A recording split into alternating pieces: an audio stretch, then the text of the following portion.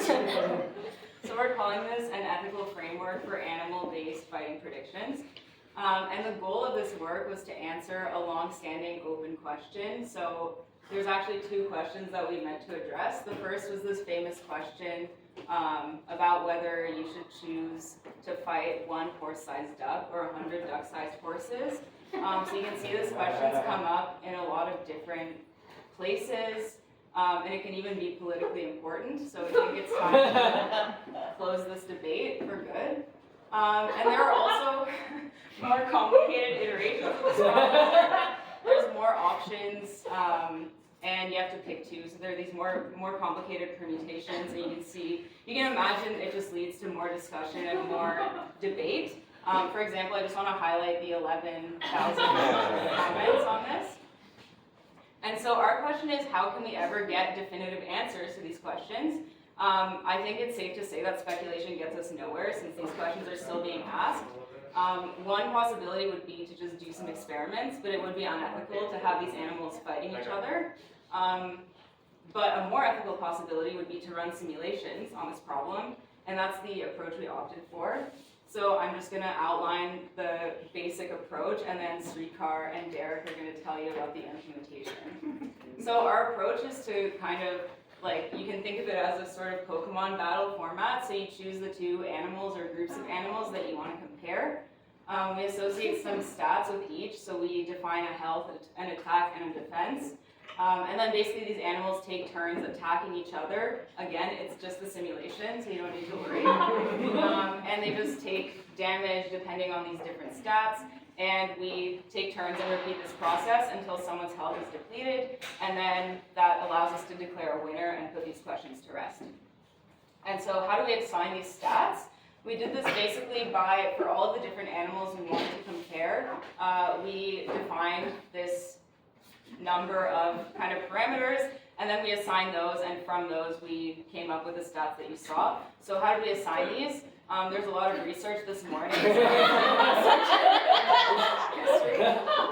And yeah, basically we took these numbers, we did some calculations that I didn't actually insert here, and we come up with some kind of attack and defense and so on.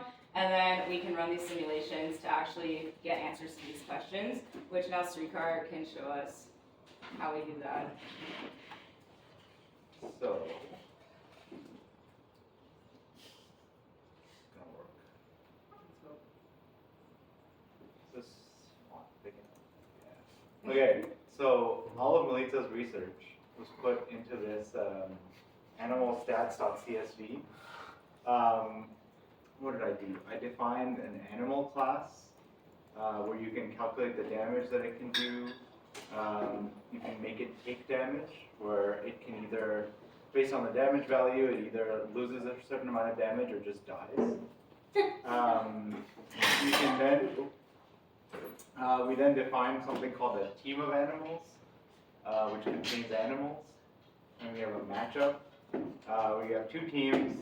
Essentially the way it goes is you choose who goes first, and then as Melita described, each turn is every animal attacks someone from the opposing team or multiple animals from the opposing team. This function, simulate matchup, pretty much encapsulates all of it, just makes sure everything's going good. So now for the good stuff. We can now create a round-robin tournament with the following competitors: 50 eagles, 10 crocodiles, 3 bears, 7 wolves, 1 guy with a gun, 15 wolves, 10,000 rats, 5 gorillas, and 4 lions. So what I do is I create a round-robin tournament for all of these. I make them play against each other. And then the top 2 will be our choices for. So again, all of this happening. I only did this once. I could, in theory, do this many times. But once you finish it, this is a scoreboard. It's 10,000 rats wins every time. Wow. 7 bulls win they only lose to the 10,000 rats. They win everything else. again, like each of these just keeps going. Crocodile loses to these two, but then wins everything else. The worst is guy with a gun. The answer is, which two would you pick is always 10,000 reds and 7 blues. Next, we answered the question of 100 duck-sized horses versus 1 horse-sized duck.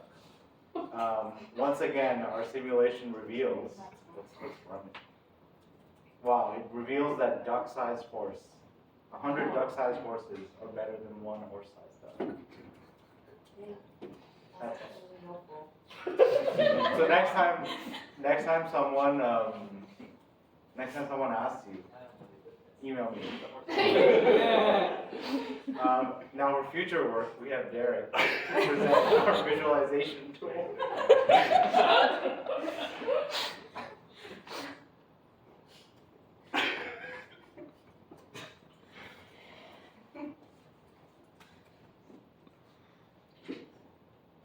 Okay, so we made an animation that doesn't work.